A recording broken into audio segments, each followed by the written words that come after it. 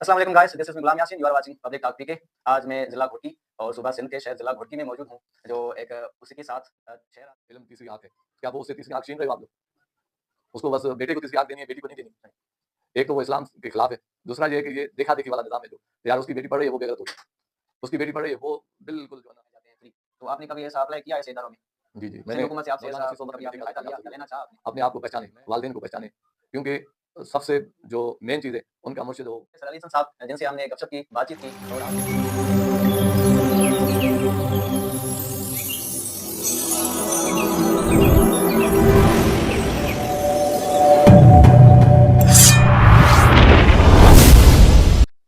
अस्सलाम वालेकुम guys, this is Ghulam Yasin, you are watching public talk पीके।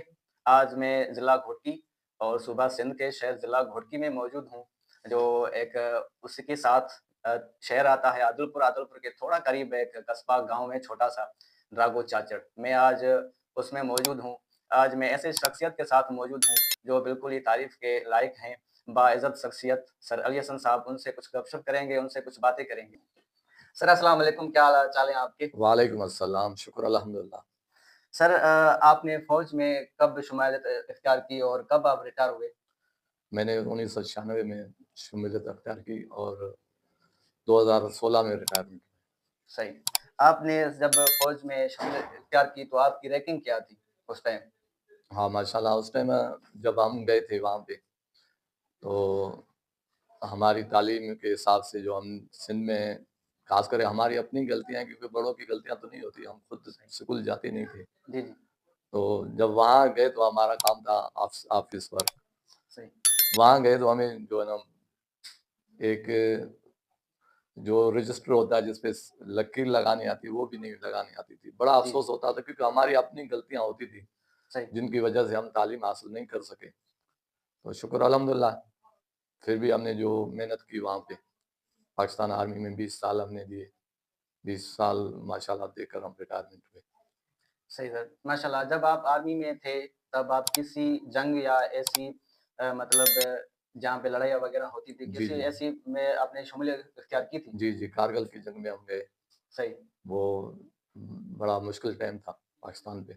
सही, और हमेशा पाकिस्तान आर्मी का जो जवान होता है, वो हमेशा ही मुश्किल ही टाइम उसके जो 20 साल हमारे गुज़रे हैं, 20 साल ही मुश्किल ही थे। सही। इतना टफ टाइम होता है, इतना आसान नहीं होता पाकिस्तान आर्मी में जो है ना जो कहते हैं यहाँ के लोग के सिविलियन हैं या और हैं, इदारे के लोग हैं, वो जब सोते हैं, आराम करते हैं, तो वो ऐसे आराम नहीं करते, क्योंकि दुश्मन हमेशा इस ताक में होता है कि किसी तरीके से पाकिस्तान को नुकसान पहुँचाएँ। ये पाकिस्तान आर्मी है, जो उसका मुकाबला करती है रात-दिन जाग कर मुश्किलात हालात में। सही, माशाल्लाह। आपने फ़ौज में किस किस्म के खिदमत सर अंजाम दी सर आपने? जी, जी। हमने अब फ़ौज जो है ना, वो हर किस्म की खिदमत देती है। सही, चाहे छोटे से छोटा काम हो, बड़े से बड़ा काम हो, वो पाकिस्तान आर्मी के वो हर बंदा काम सीखता है। सही, उसमें कोई ये नहीं होता कि क्या करना है, किसी ने क्या करना है, लेकिन हर काम करवाना पड़ता है। सही, माशाल्लाह। आपने फ़ौज से कब रिटायरमेंट हासिल की? मैं किस सन में? 1916 में 16 में मैंने रिटायरमेंट सही है। दो 1916 में या 2016 में आपने रिटायरमेंट? 2016। 2016 में। सर का कहने का मतलब है कि 2016 में इन्होंने रिटायरमेंट हासिल की। सर रिटायरमेंट हासिल करने के बाद आपने क्या किया और क्या करना चाहते थे रिटायरमेंट के बाद आप? जब मैं पाकिस्तान आर्मी में गया तो वहाँ मुझे शौक था कि कोई ऐसा जब रिटायर में होऊँगा ऐसा कोई इदारा हो, जो अपने जो है ना इलाके का अपने लोगों की खिदमत कर सके। फिर सबसे ज़्यादा जो है ना तालीम पर हमने फ़ोकस किया कि तालीम जो है ना ये बहुत ज़रूरी है, लाज़मी है। इसलिए हमने अब शहर को छोड़ के फिर हम गाँव में आ गए। गाँव में एक छोटा-सा इदारा खोला। उस इदारे में हमने मेहनत की। पूरा 1 साल पहले हमने उसमें ट्यूशन निज़ाम लाया, बच्चों को पढ़ाया। फिर बच्चियों की तालीम नहीं होती थी, उनको भी हमने खिदमत में साथ किया कि भाई बच्चियों बच्चियों को तालीम दो। अब माशाल्लाह वो हमने अपना जो है ना, जो हमारा शौक था, ये इदारा खोलना हमारा शौक था, वो इंशाल्लाह पूरा हो गया है। शुक्र अल्हम्दुलिल्लाह, हम अपनी कोशिश आगे भी जारी रखेंगे कि इस तरह बच्चों पे जो है ना हौसला अफ़ज़ाई हो जाए। सही, अच्छा सर हम देखते हैं कि जो फ़ौज से रिटायर होते हैं वो एक तो बैरून मुल्क चले जाते हैं पाकिस्तान से बाहर, या तो फिर शहरों में रहते हैं, शहरों में अपना गुज़र-सफ़र करते हैं, वो आराम चाहते हैं। آپ گاؤں میں کیوں آئے؟ گاؤں میں رہنے کے آپ کی کیا خواہش تھی؟ اور یہاں آپ نے ادارہ کھولا کہ آپ کہتے ہیں آپ نے ادارہ کھولا، ٹیوشن سینٹر آپ نے استعمال کیا اور اس کے بعد آپ نے اسکول کھولا۔ تو اسکول آپ نے کیوں کھولا یہاں پہ؟ کس سن میں، کس آپ نے سال میں اسکول اوپن کیا؟ آج اسکول جو اب 2017 میں نے کھولا، صحیح، اور وجہ بھی یہی تھی کہ اس گاؤں میں تعلیم کی بہت کمی تھی، اور یہ میرا شوق بھی تھا کہ گھر گھر تعلیم پہنچے، صحیح، ہر بچے تک جو ہے نا یہ آواز جائے۔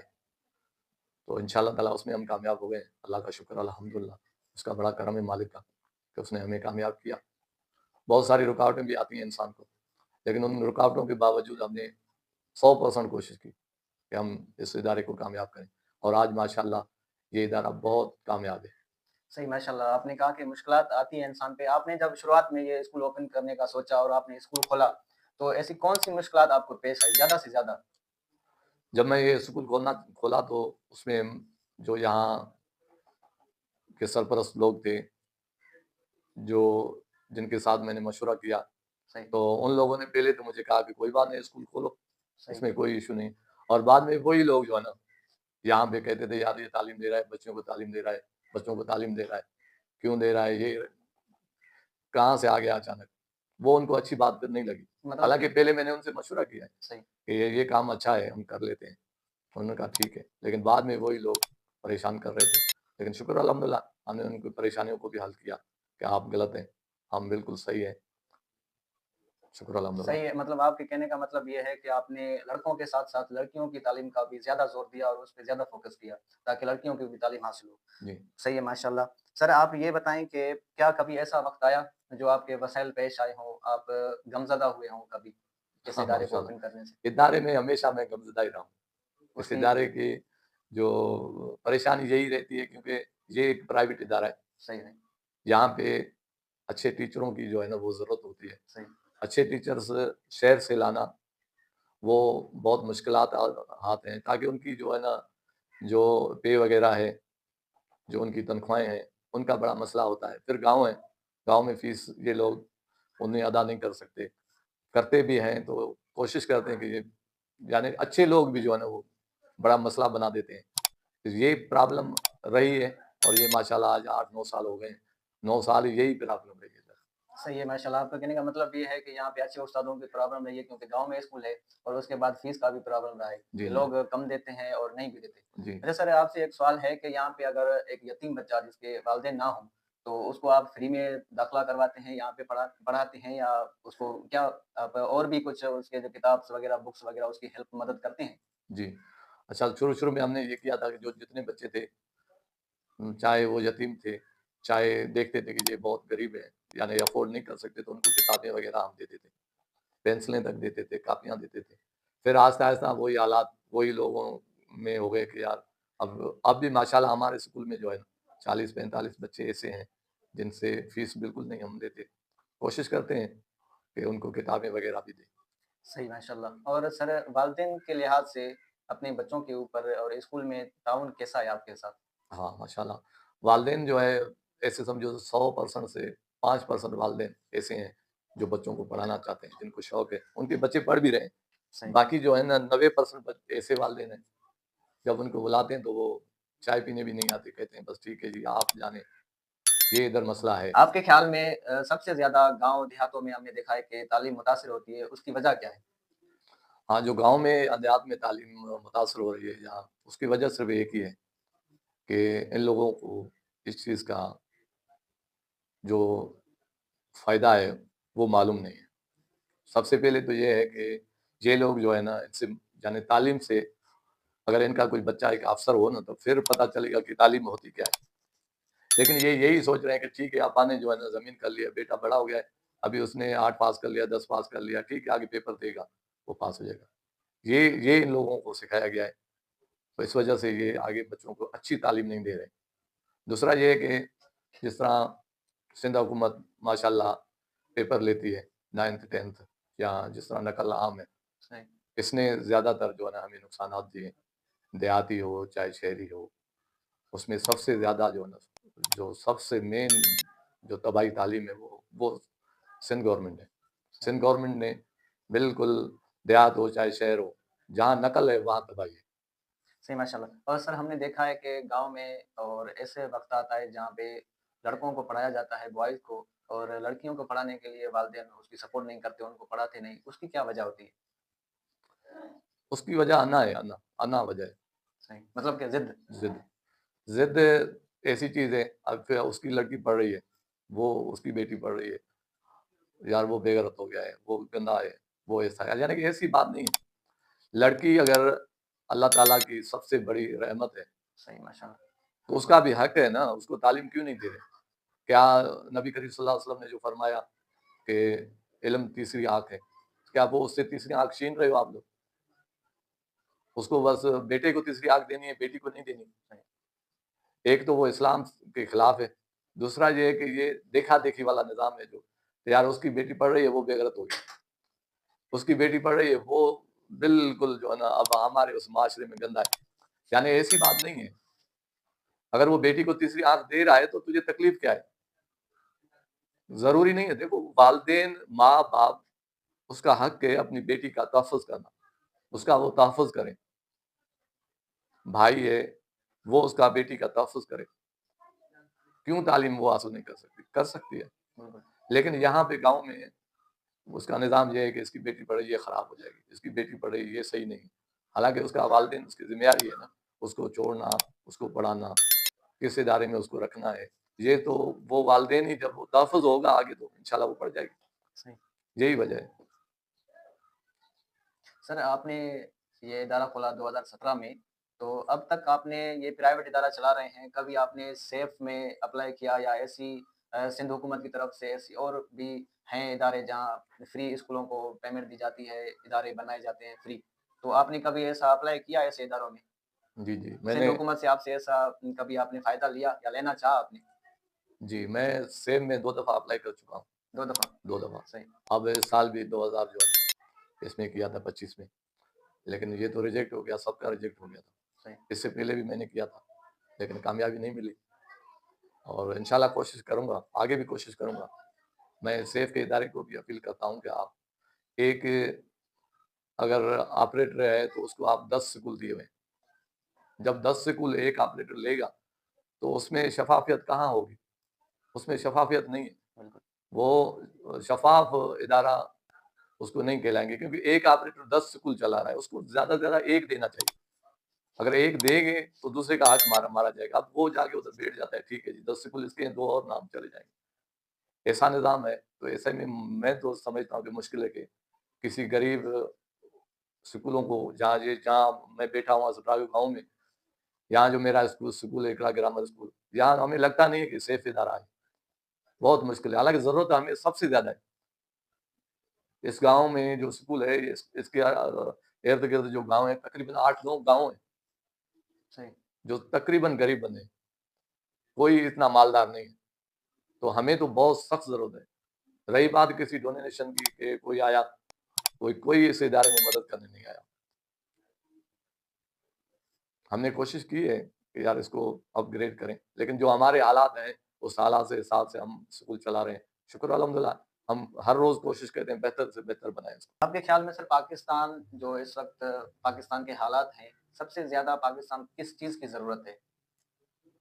پاکستان کے حالات جو اس وقت ہے وہ تو اللہ ہی بہتر کر سکتا ہے، کیونکہ حکومتیں جو ہیں وہ اس وقت بس وہ اللہ ہی چلاتا ہے، باقی یہ جو حالات ہیں، جو بھی جتنا کرپشن ہے ملکی لیول پہ یا ملکی لیول پہ، جس طرح قانون جو ہے نا ہے ہی نہیں، کسی نام کا قانون نہیں ہے۔ ہم اپنے چھوٹے سے ایک علاقے کی بات کرتے ہیں، ہمارے یہاں ناڑیل جس کو کہتے ہیں ڈاکو۔ ڈاکو، نہیں۔ اچھا وہ ڈاکو اتنے طاقتور ہیں کہ ہمارے بندوں کو اغوا کر کے ان سے لوٹ مار کر کے ان کا جو ہے نا بتا لیتے ہیں، نہیں۔ ان کو ہم پکڑ نہیں سکتے۔ سب سے زیادہ تو یہ ہے کہ قانون نہیں ہے ہمارے اس ملک میں، اگر قانون ہو تو بس سب کچھ بہتر ہو جائے گا۔ صحیح۔ اچھا سر، آپ کے اس ادارے میں اگر آپ کے ساتھ کوئی بندہ تعاون کرنا چاہے تو کس طریقے سے آپ سے تعاون کر سکے؟ جی، اگر ادھر کوئی تعاون کرنا چاہتا ہے تو ہمارے اسکول میں جو ہے نا کتابوں کی کمی ہے، صحیح۔ غریب بچے ہیں، صحیح۔ ابھی بھی جو ہے نا کچھ بچوں کو کتابیں نہیں ہوتی، ہم خود پریشان ہوتے ہیں کتابوں کے ذریعے، پینسلوں کے ذریعے، یعنی ان کی جو ہے نا مالی مدد کریں، جو بچے پڑھ رہے ہیں نا ان کی مدد کریں، جی فی الحال تو ان کی مدد کریں. ہماری انہوں نے جو مدد کرنی ہے وہ تو ایک علیحدہ بات ہے، وہ تو چلو ٹھیک ہے، جب آئیں گے تو اس ٹائم دیکھیں گے، لیکن ہم یہی ریکویسٹ کرتے ہیں کہ ان بچوں کی مدد کی جائے، ان بچوں کی کتابوں کاپیوں کی مدد کی جائے، یہ بھی بہت بڑی مدد ہے. سر، آپ آخر میں ہمارے دیکھنے والوں کے لیے، ہمارے ناظرین کے لیے کیا پیغام دینا چاہیں گے؟ جی جی، میرا یہی پیغام ہے سب جو نوجوان ہیں، سب سے زیادہ تو سب سے پہلی بات یہ کہ نوجوان ماں باپ کا قدر کریں. ماں باپ کا قدر تب کریں گے جب اچھی صحبت میں بیٹھیں گے. نوجوان اچھی صحبت میں بیٹھے گا تو کامیاب ضرور ہوگا. اپنے آپ کو پہچانیں، والدین کو پہچانیں، کیونکہ سب سے جو مین چیز ہے ان کا مرشد ہو، ان کا پیر ہو، وہ گھر میں بیٹھا ہوا ہے. لیکن یہ ہمارے نوجوان آج کل باہر پھر رہے ہیں. دوست اگر ناراض ہو گیا تو پتہ نہیں کیا ہوگا، ماں ناراض ہوگی، باپ ہوگا تو کوئی ان کو ٹینشن نہیں. دوسرا یہ کہ یہ تعلیم سے وابستہ رہیں، علم سے وابستہ رہیں. یہ اپنے ماں باپ کا سر فخر سے اونچا کریں. وہ کیسے ہوگا؟ تعلیم سے ہوگا.